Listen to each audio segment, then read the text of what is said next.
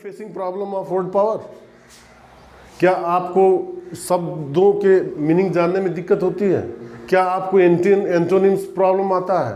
क्या सिनोनिम्स आपके हल नहीं कर पाते हैं? क्या वन वर्ड सब्स्टिट्यूशन आपके लिए प्रॉब्लम करता है? क्या आप किसी पैसेज के उसके मीनिंग्स नहीं दे पाते हैं, पैसेज के उसके आंसर करेक्ट नहीं दे पाते हैं? तो आपको टेंशन की जरूरत नहीं है। आपको पढ़ना होगा एटिमोलॉजी। What is etymology? आपका सारा जो रोग है, जो डिजीज है वर्ड पावर की, इंग्लिश की, उस सबको हल करने वाला है। The only way is to learn etymology. Etymology क्या है भाई? What is etymology? This is question. Etymology कई लोगों के लिए नया है, वो तो सुने ही नहीं कि एटिमोलॉजी क्या होता है। एटिमोलॉजी जब आता है तो अपना डिक्शनरी में ढूंढने लगते हैं कि एटिमोलॉजी सर पढ़ा रहे हैं, एटिमोलॉजी क्या होता है। लेकिन मैं आपको बहुत ही आसान शब्दों में, आसान स्टाइल से बताऊंगा कि एटिमोलॉजी क्या होता है। एटिमोलॉजी का मतलब होता है शब्द व्युत्पत्ति विज्ञान। आप जानते हैं कि ग्रामर जो होता है उसके 5 पार्ट्स हैं। फर्स्ट है orthography, second etymology, third syntax, fourth prosody and punctuation. अगर 5 पार्ट्स में हम केवल सिंटेक्स पढ़ते हैं, noun, pronoun, adjective, verb, adverb, preposition, conjunction, interjection, तो ये केवल ग्रामर नहीं है। आपको पढ़ना होगा एटिमोलॉजी। जो कहा गया है ना कि जब तक किसी बड़ी बिल्डिंग को बनाना होगा तो एक छोटे छोटे ईंट लगाना होगा। तो आप बड़ी बिल्डिंग बनाना चाहते हैं, if you want to make a very big building, you have to put the bricks one by one. In the same way, you have to increase overall power without any stress. आपको problem आ रही है, उसका हल होगा केवल और केवल होगा रूट वर्ड के द्वारा। हम कोई शब्दों को बनाना सीखेंगे। अगर रूट्स जानते हैं तो आप उसके मीनिंग्स को आसानी से पहचानेंगे और उसको आप अपने अर्थ भी जान जाएंगे। तो ये कोई बहुत ही ये बड़ा क्वेश्चन नहीं है, ये केवल आपको पढ़ते रहना है, पढ़ते चले जाना है और बिना किसी स्ट्रेस के। तो आइए चलते हैं एक एक करके कैसे हम लोग इसके मीनिंग्स को जानते हैं, इसके फॉर्मेशन को जानते हैं। Etymology is formation of words, meaning of words, वो history of words and origin of words, उसका कहाँ से ओरिजिन हुआ। तो उसी को हम लोग जान करके कुछ यहाँ वर्ड्स के हम लोग डिस्कशन करेंगे और बहुत इजी वे में। तो देखिए कौन कौन से वर्ड्स हैं।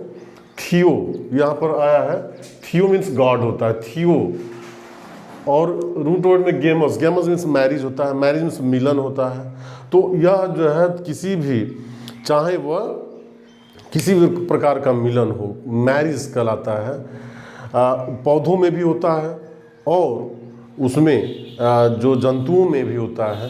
तो उसी को हम एक एक करके देखेंगे। गैमस मीन्स मैरिज, यह चूंकि ग्रीक रूट है, ग्रीक भाषा से आया हुआ है, तो ग्रीक भाषा से आने वाले शब्द जो रूट होते हैं, जो मूल होते हैं, उससे कुछ मैंने यहाँ पर वर्ड्स को डिस्कशन करने का यहाँ पर प्लानिंग किया है। तो उसको हम देखेंगे कि गैमस मीन्स मैरिज। खाली आपको गैमस याद रखना होगा और वहाँ से जो भी रिलेटेड वर्ड्स आते हैं उसको आपको केवल एक रूट याद कीजिए, फिर आपको आइडिया लगाना होगा। और कैसे? तो देखिए थियो, यहाँ पर थियोज मीन्स गॉड होता है। यहाँ पर मैं एक बना दे रहा हूँ, थियोज, थियोज मीन्स गॉड, गॉड, देव, देवी, देवता। और गेमी मीन्स मैरिज होता है। तो थियो गेमी का मीन्स क्या होगा? Marriage, marriage of God, goddess. तो देव विवाह इसको कहते हैं। जब देवों का विवाह होता है तो उसे हम थियोगेमी कहते हैं। अब यहाँ पर देखिए ऊगेमी क्या है? ऊ मीन्स लार्जर होता है। ऊगेमी इज कहते हैं कि larger gamete of female than mail.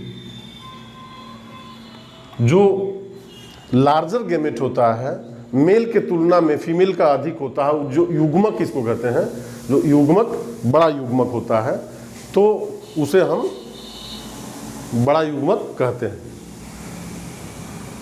वो फीमेल का जो युग्मक होगा बड़ा युग्मक होगा, उसे यूगेमी कहा जाता है।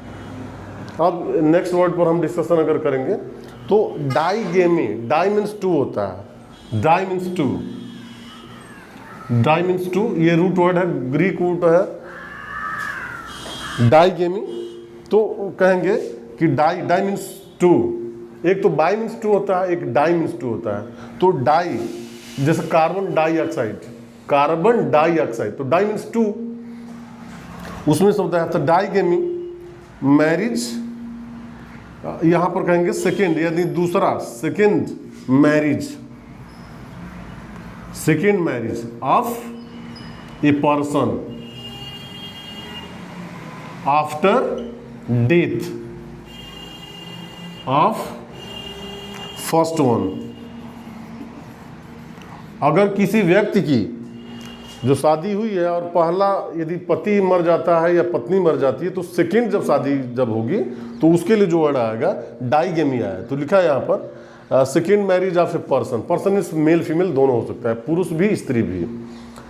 After the death of, after the death of first one, नहीं पहले के मरने के बाद। वही बाईगेमी की जब बात करेंगे तो बाईगेमी एक जीवित रहते हुए साथ साथ दो शादी करते हैं, तब उसके लिए बाईगेमी आता है। और जो बाईगेमिस्ट होता है जो दो शादी करने वाला व्यक्ति हो। लेकिन डाईगेमी जब होगा, जब दो, दूसरा विवाह कब होगा, जब वो मर जाती है, मरने के बाद जो ये होता है। तो इस तरह से आपसे डाईगेमी सेकेंड मैरिज को हम कह सकते हैं, दूसरा विवाह कर लेना कहलाता है। अब आइए यहाँ देखते हैं आइसोगेमी। आइसो मीन्स होता है सेम, आइसोगेमी यानी कि sexual reproduction of by the same kinds of plants, sexual reproduction, sexual reproduction of same kinds of plants. जो पौधों में जो है सम निषेचन होता है, एक ही प्रकार के पौधों का जब निषेचन हो तो उसको हम आइसोगेमी शब्द के रूप में जानते हैं, क्योंकि आइसो मीन्स होता है सेम। नेक्स्ट वर्ड देखेंगे स्यूडो। स्यूडो मीन्स होता है फॉल्स, स्यूडो, स्यूडो। तो स्यूडो जो होता है, स्यूडो मीन्स फॉल्स होता है, गलत, झूठा, स्यूडो। तो स्यूडोगेमी है यानी कि झूठा विवाह है। गेमी, गेमी का मतलब होता है विवाह, मैरिज। तो स्यूडोगेमी का मतलब होगा झूठा विवाह, फॉल्स मैरिज। फॉल्स मैरिज क्या होता है भाई? देखते हैं कि झूठी जो है दिखाने के लिए विवाह कर लेते हैं, फिर उसको जो है छोड़ देते हैं, या किसी को ठगना हो, चीटिंग करना हो तो उसको दिखा के पैसा ऐंठने के लिए वह जब विवाह करते हो, तो उस तरह के विवाह को हम स्यूडोगेमी कहते हैं। इसे हम फॉल्स मैरिज का नाम देते हैं, झूठा विवाह,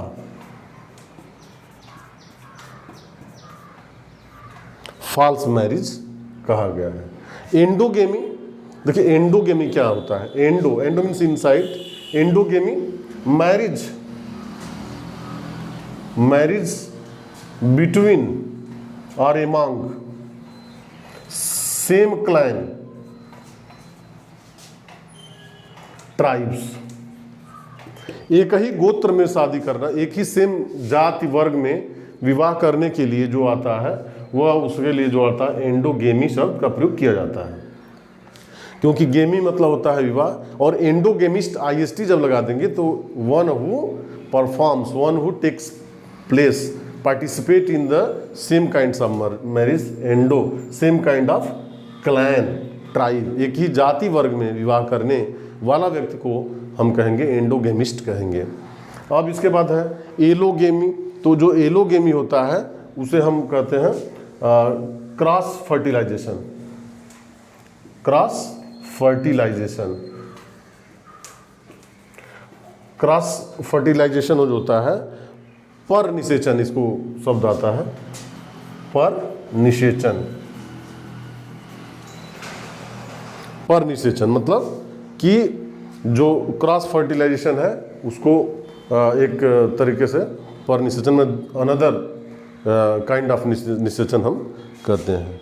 हाइपरगेमी, हाइपर मीन्स हाई, जो उच्च होता है उसे हम हाई कहते हैं, हाइपरगेमी। मैरिज ऑफ हाई सोसाइटी, जो उच्च वर्ग का, उच्च कुलीन विवाह है, उच्च वर्ग का विवाह, उच्च वर्ग के विवाह के लिए हाइपरगेमी का प्रयोग करते हैं।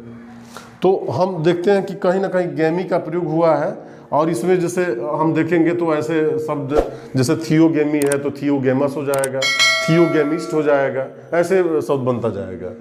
ऊगेमी है तो ऊगेमस हो जाएगा, ऊगेमिस्ट भी हो सकता है। डाईगेमी है तो डाईगेमिस्ट भी हो जाएगा, डाईगेमस हो जाएगा।